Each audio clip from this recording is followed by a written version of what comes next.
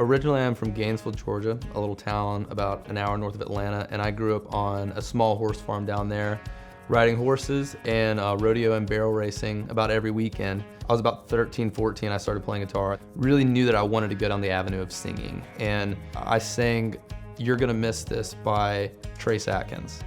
And I've never been more nervous, but I think that genuinely was probably the moment where I was like, I love being on stage in front of people and performing. And I took 9 months of guitar lessons to just learn how to play chords, because that's all I cared about, because I wanted to write songs. And by the time that I was, I think, a junior in high school, I was doing about 120 to 150 shows a year.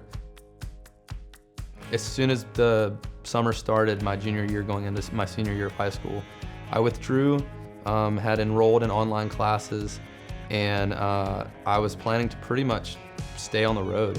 And I genuinely told my parents, I was like, I'm dropping out of school, I'm done. Fortunately, they were both like, absolutely not. If you can't do this, you're gonna call your principal and you're going to try your best to get back in. And it was the day before my senior year started, I called her.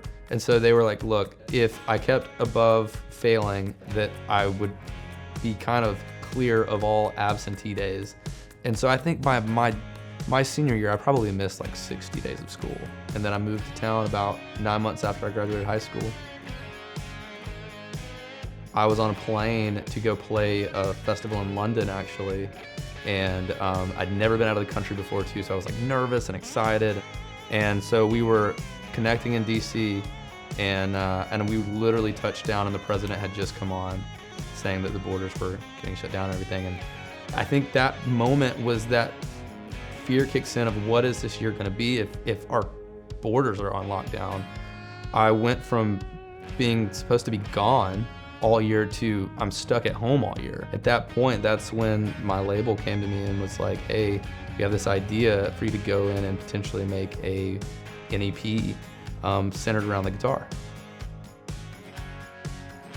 When I got the call to go in and make the Six Strings record, it was kind of interesting in my brain, because it was kind of putting the album on hold to go in and make a guitar-centered project. And so I'm instantly excited about it, because it's gonna be, at the time it was just gonna be guitars. I don't think we were even planning to have drums or anything on it at first. And then we start talking about the features and stuff for it. And so that's kind of where the Six Strings idea began, was like, let's go in and make this 6-song project centered around the guitars with some of my heroes and my friends. The Six Strings project is, to me, a guitar-centered record who shows who Alex Hall is as an artist.